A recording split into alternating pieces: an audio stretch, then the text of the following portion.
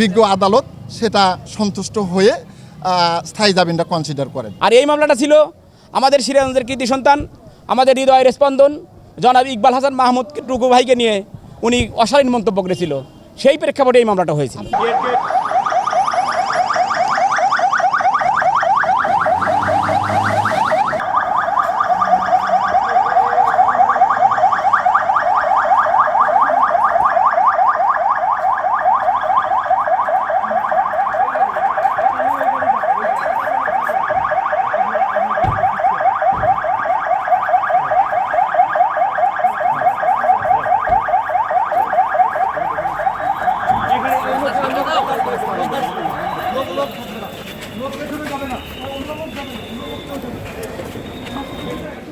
গণপ্রজাতন্ত্রী বাংলাদেশ সরকারের কুষ্টিয়া আসনের 1 আসনের যিনি নির্বাচিত এমপি হাফেজ মাওলানা মুফতি আমির হামজা সাহেব, ওনার বিরুদ্ধে আমাদের বারের যিনি আইনজীবী অ্যাডভোকেট হুমায়ুন কবির কর্নেল ভাই, উনি একটা 500 ধারা 296 ধারা এবং 506-এর 2 ধারা মোতাবেক একটা মামলা করেছিলেন। ওই মামলায় সমন হয়েছিল। RICL TMX, যুগের পর যুগ স্থাপনা থাকে মজবুত।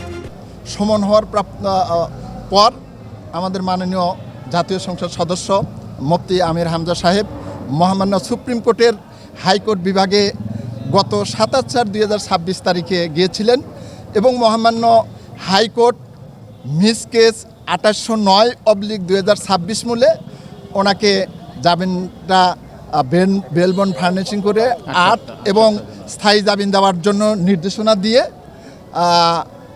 বিজ্ঞ সিজিএম কোর্ট সিরাজগঞ্জকে নির্দেশ দেন।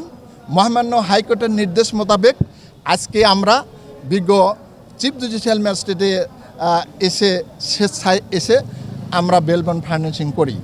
পরবর্তীতে যেহেতু উনি একজন মাননীয় জাতীয় সংসদ সদস্য, ওনার অনেক ব্যস্ততা রয়েছে, সেইটাকে আমরা অনুরোধ করে বিজ্ঞ এসিজিএম স্যারকে বলে চৌহালি, যেহেতু মামলাটা দায়ের হয়েছিল চৌহালি আমলি আদালতে, সেই মামলা একটা স্থায়ী জামিনের প্রার্থনা করলে বিজ্ঞ আদালত সেটা সন্তুষ্ট হয়ে স্থায়ী জামিনটা কনসিডার করেন। ওনার বিরুদ্ধে আরেকটা মামলা হয়েছিল, সেই মামলায়ও সমনপ্রাপ্ত হয়েছিল, সেটি বাদী ছিল শামীম খান।